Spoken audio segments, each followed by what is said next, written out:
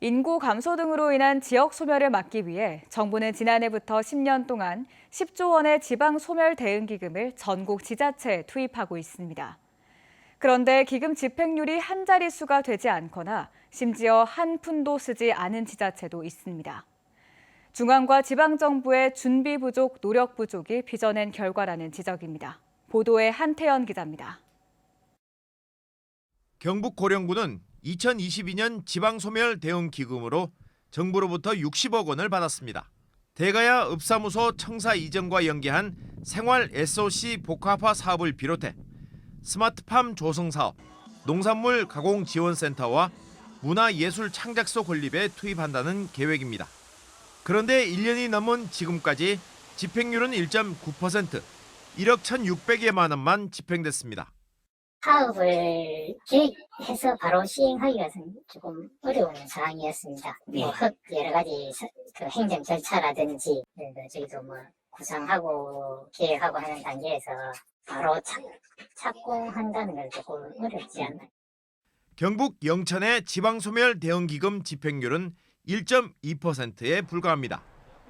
대구에서는 남구가 지방소멸 대응기금을 받았는데 집행률이 0.93%로 1%도 되지 않습니다.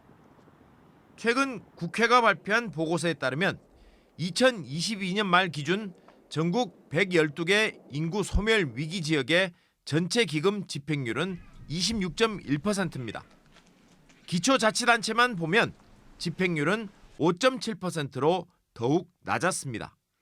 행정안전부는 기금 배분 후 지자체의 예산 편성과 의회 승인 절차, 투자 심사 등 사전 절차에 시간이 걸렸다며 기금 집행 부진 이유를 설명했습니다.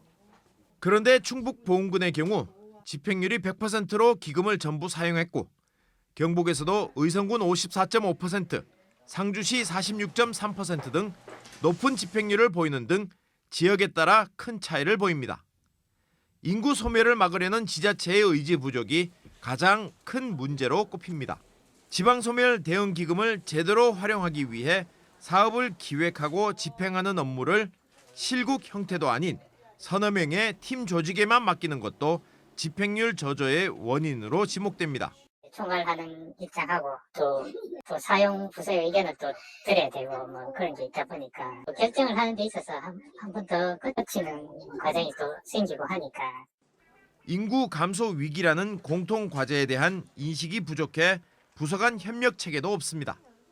시장 군수 지자체장 직속이거나 적어도 부지자체장 산하의 총괄 역할을 할 수 있는 부서여야 되고 모든 관련되는 주거, 생활여건, 경제 일자리, 교육 문제까지 다양한 관련되는 부서들이 모두 참여하는 행정협의체가 실질적으로 작동을 해야 집행률을 높일 수 있다고 저는 생각하고 있습니다. 정부 역시 기금만 던져주고 지자체에 모두 맡긴 채로 성과를 내기는 어렵다는 지적을 받습니다. 지역 소멸이라는 돌이킬 수 없는 위기 상황에서 정부와 지자체의 안일한 대응으로 주어진 자금마저 썩히며 마지막 기회를 잃어가고 있습니다. MBC 뉴스 한태현입니다.